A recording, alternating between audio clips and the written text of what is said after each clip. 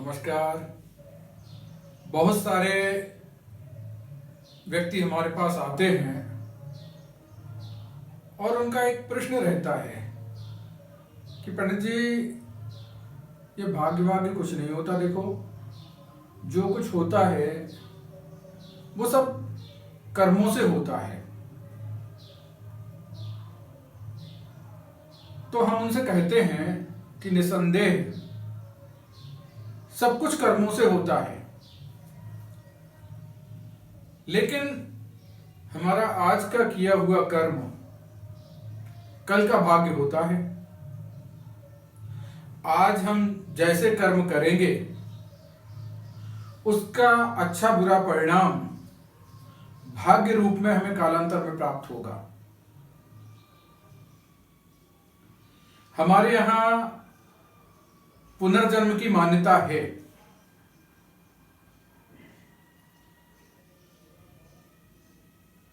शास्त्रों में कहा गया है कि कर्म फल व्यक्ति को भोगना ही होता है, और उसके लिए चाहे व्यक्ति को कितने ही जन्म क्यों न लेने पड़े।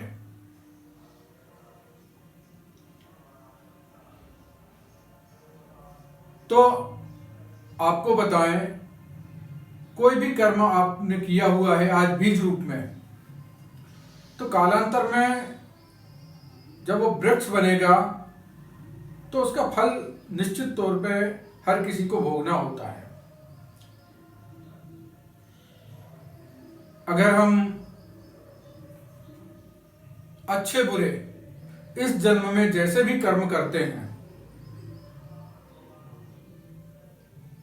उसके अच्छे बुरे परिणाम हमें अगले जन्म में भोगने होते हैं।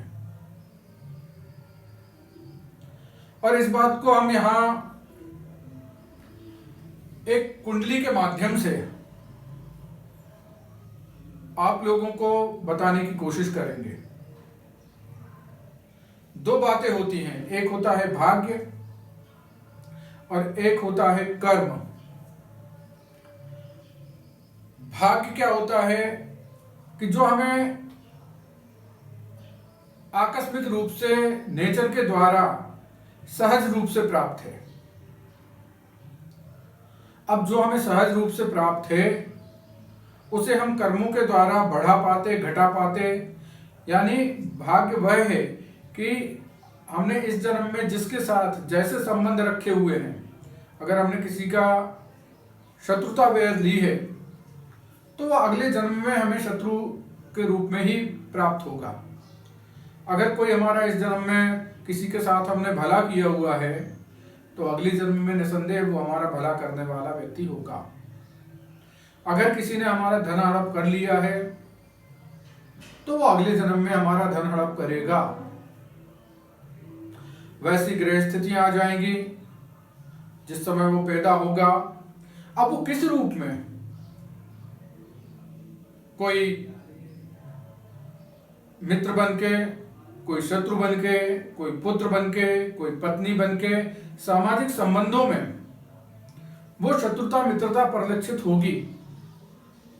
यहां हम स्पष्ट कर देना चाहते हैं कि शत्रु और मित्र की परिभाषा क्या है। जो व्यक्ति हमारे कामों में सहायक है,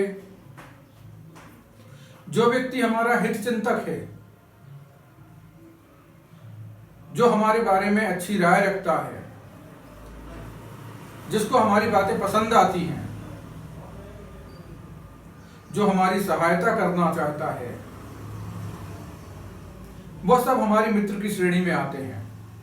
चाहे फिर वो पुत्र हो, चाहे वो पत्नी हो, चाहे दोस्त हो, या सामाजिक रूप से कोई भी व्यक्ति जहां हमारे विचार आपस में मिलते हैं वो हमारे मित्र, और जहां हमारे विचार नहीं मिलते, जो लोग हमारा भला नहीं चाहते, जो लोग केवल हमारा दोहन करना चाहते हैं या मौके का लाभ उठाना चाहते हैं, ऐसे सारे लोग शत्रु होते हैं। कौन आपका शत्रु होगा, कौन आपका मित्र होगा, आज कुंडली के छठे भाव पे चर्चा करते हैं। वैसे तो पूरी कुंडली का किसी एक भाव से कुछ नहीं होता, जो भी होता है उसमें संपूर्ण कुंडली में ग्रह की स्थितियां क्या है, सबका एक दूसरे के ऊपर प्रभाव होता है। पर फिर भी हम यहां इस कुंडली के माध्यम से छठे भाव के ऊपर विशेष ध्यान देते हुए इस कुंडली की चर्चा करेंगे। पहले लग्न को देखेंगे। इस पत्रिका में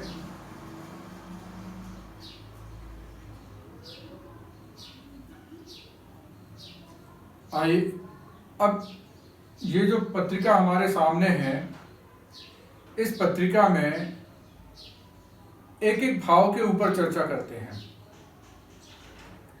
सबसे पहले लग्न के ऊपर चर्चा करते हैं। यह व्यक्ति कुंभ लग्न और तुला राशि में पैदा हुए। लग्न का स्वामी शनि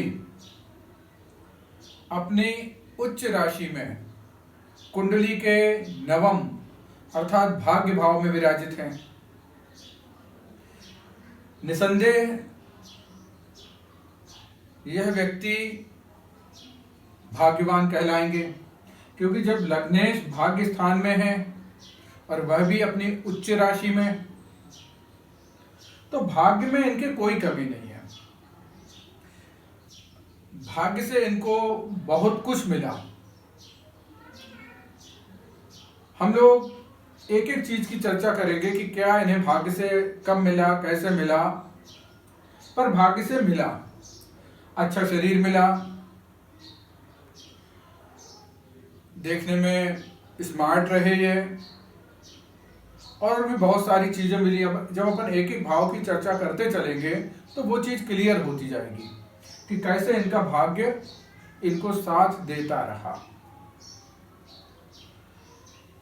लग्न से जो जो चीजें देखी जाती हैं वो सारी चीजें इनको प्राप्त हुई। अब दूसरे नंबर की चर्चा करते हैं। तो दूसरे नंबर में अपन जो आधार बनाए हुए हैं, इसका अपन जो चर्चा करेंगे वो तीन बातों पे मुख्य रूप से करेंगे। एक भाव, भावेश और कारक।